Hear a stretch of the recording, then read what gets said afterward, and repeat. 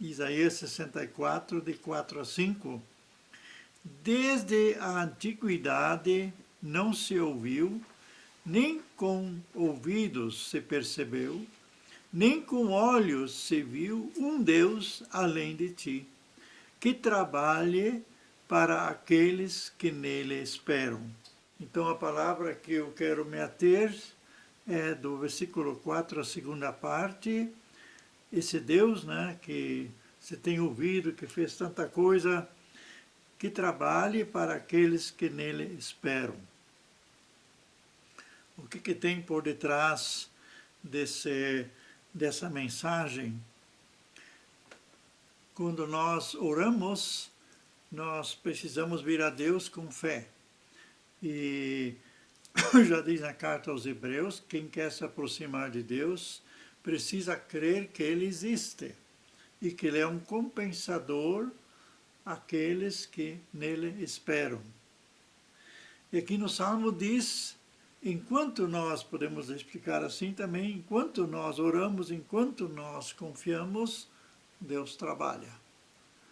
Então as nossas orações, muitas vezes, elas são cheias de ritual, talvez, mas não esperam nada de Deus.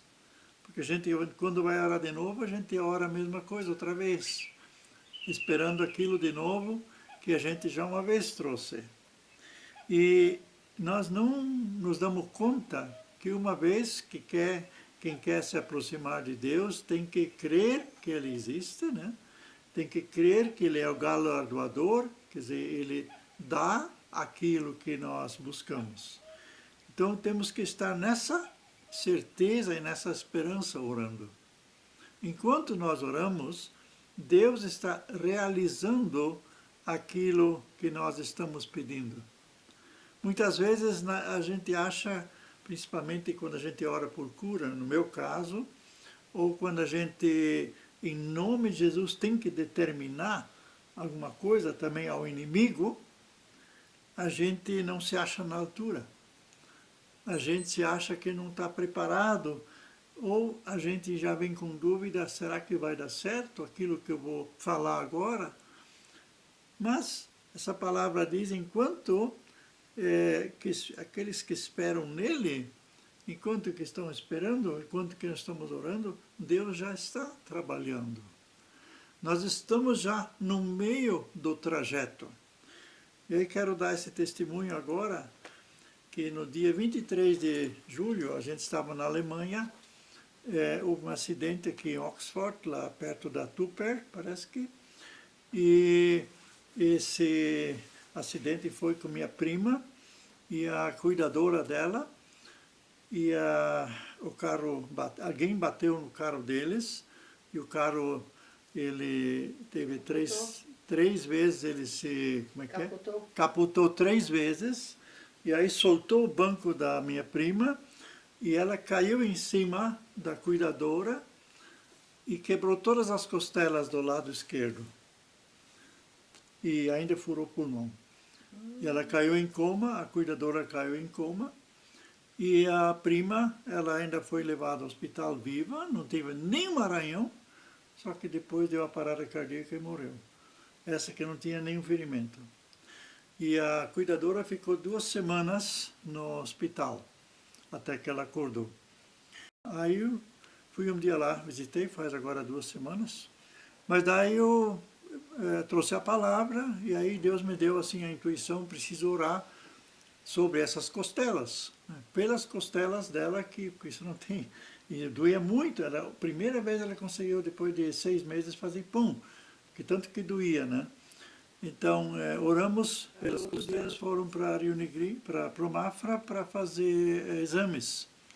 E aí, o outro dia, ela me comunicou que não tem mais dor. Quer dizer, as costelas voltaram no lugar, os músculos, está tudo no seu devido lugar. Então, enquanto nós estamos orando, enquanto nós temos a sensação que devemos ungir, ou devemos colocar a mão sobre a pessoa, Deus vai operando.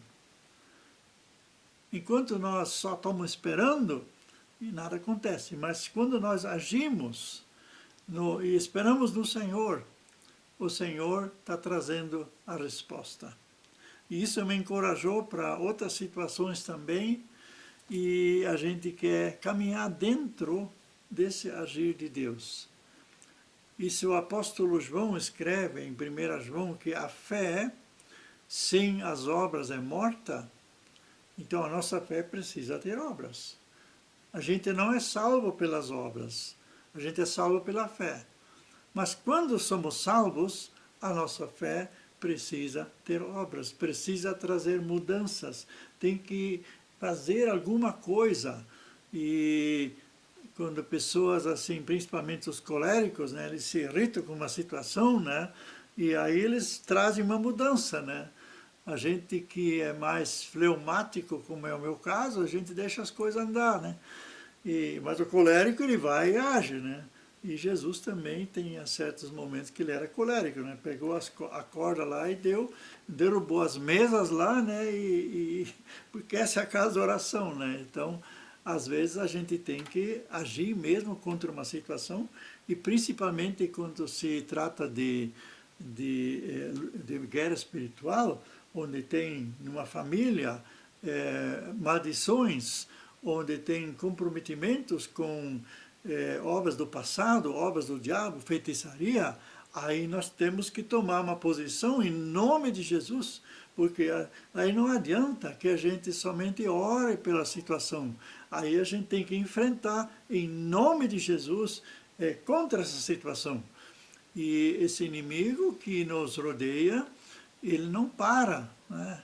E ele consegue, se não estamos protegidos pelo sangue de Jesus e pelos anjos do Senhor, conforme Salmo 91, ele faz a sua obra e trabalha na vida também de crentes, incomodando. Ele não pode mais totalmente dominar os crentes, mas ele incomoda e coloca tropeço no caminho.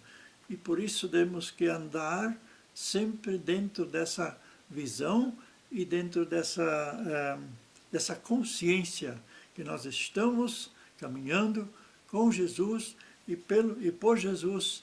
E como ele agiu, assim nós também devemos agir. Jesus, quando via uma situação, ele tomava posição.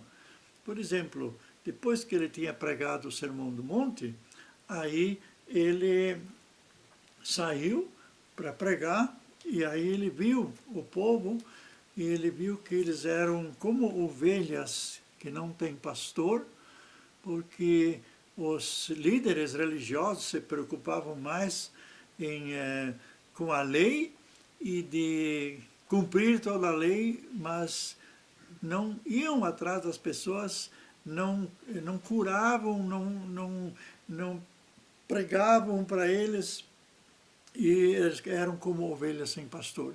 E Jesus se condoeu quando viu essa situação, e essa palavra condoeu significa que deu dor de barriga. Ele viu a situação tão pesada, tão triste, tão confusa nas pessoas, e aí ele começou a agir, né? A partir daquilo que ele sentiu.